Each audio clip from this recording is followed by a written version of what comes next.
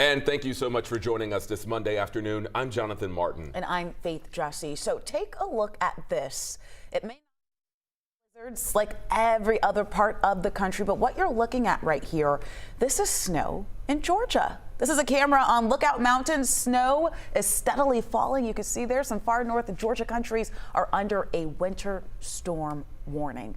So we won't see snowfall like that down here in the metro, but that cold could have a big impact. It certainly could. So let's get right to meteorologist Melissa Nord for a look at what we can expect today and the rest of this week. Yeah, and the cold will definitely be the much larger ranging impact for us, guys. And that's going to move in here later on tonight and continue through our Wednesday. And at times we do expect some wind chills or feels like temperatures that will be right around 0 degrees here in parts of the metro. So really cold air coming in. But right now we currently have that Arctic front draped across northwest Georgia, and where the cold air is in place along with moisture.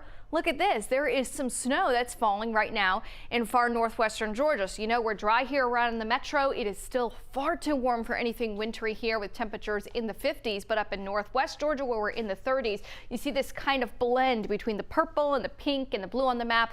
That's that wintry mix. Some places are seeing a little bit of snow, like in Lookout Mountain, where the elevation's over 2,300 feet. We've also got some areas that are getting in a little bit of sleet there in northwestern Georgia, and then even into Gordon County. At the moment, temperatures are still a little bit too warm to see things reaching the ground in the way of wintry weather. But this is a big system. Look at these winter storm warnings and winter weather advisories that stretch all the way from the coast of Texas all the way into the mid-Atlantic. So big storm system, and for us, we're on the southern fringes of it, so we miss the lion's share of the moisture.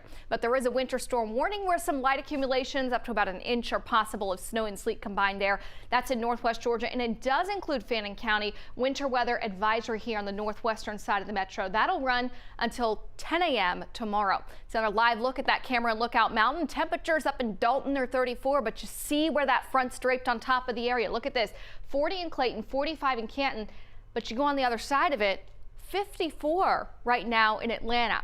Rest of the day today, tracking that light wintry mix to the north. Some of that pushes its way into the metro later on tonight. We'll talk about that and the cold that follows in just a bit. All right, we will definitely see you in a bit, Melissa. Thank you. DeKalb County is opening 4 new daytime warming centers this week. The locations are the Exchange Park Recreation Center, the Mason Mill Recreation Center, Toby Grant Rec Center, and the Frontline Response International. So the warming centers will be open all day starting tomorrow morning at 8 through Thursday morning.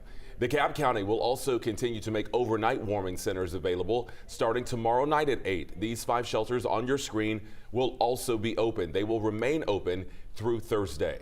Okay, so with all of these cold temperatures on the way, experts say protecting your pipes should be a top priority. If a pipe breaks due to a freeze, it can cause serious damage to a home when that water thaws. So what do you do if you need to do today before this cold sets in? Here's what the Atlanta Fulton County EMA recommends. Know how to shut off your water. You want to protect those pipes by wrapping them with insulation. Fix drafty windows and doors with foam spray or caulk. And then check your sprinkler or irrigation systems to make sure everything is turned off and drained. So when temperatures hit around or below freezing, if your pipes run through cabinets, open those doors. Let that warmer temperature flow in from your room. Drip those faucets, and you can actually keep that water moving through the pipes by letting a small trickle of water run. Here's what to do if your pipes do freeze. Shut off that water immediately.